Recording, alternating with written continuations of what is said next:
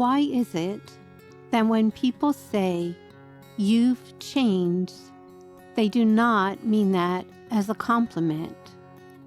Why is change seen as a negative, as if we are to stay the same all of our lives, and if we become vastly different now than the person we used to be, that is a negative? Most of us have big dreams, what we would like to accomplish in this life, no matter how much it seems that it cannot be done.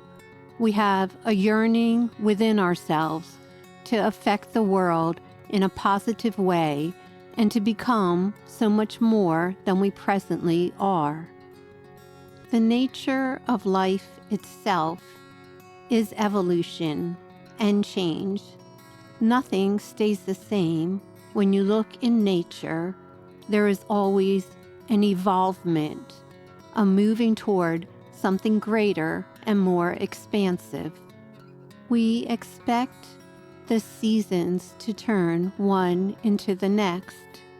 We know the weather will be different day by day, and most assuredly, we can count on the fact that however technology is functioning today, it will certainly not be the same tomorrow.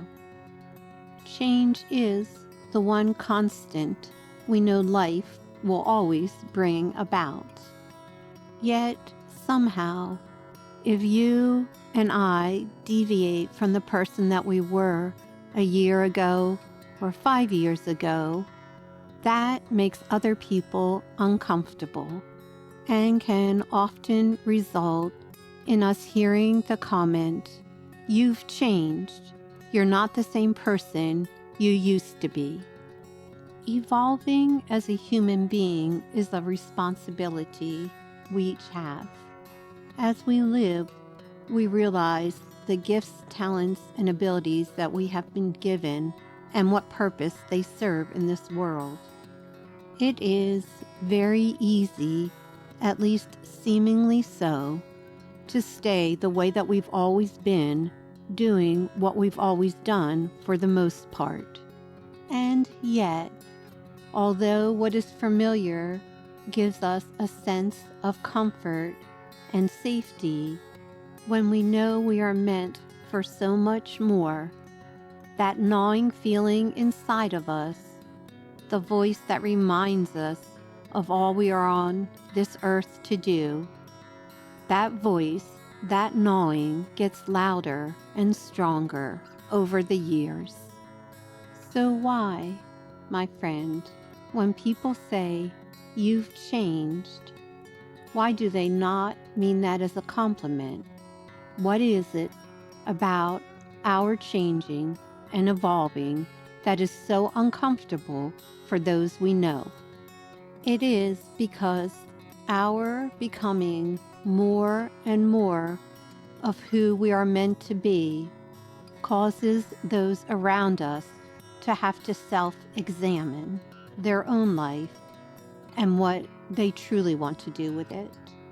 Many people find what is new as untrustworthy. What is unfamiliar is often seen as a threat. And when you grow and expand and become more and more, you're like a mirror being held up to those around you.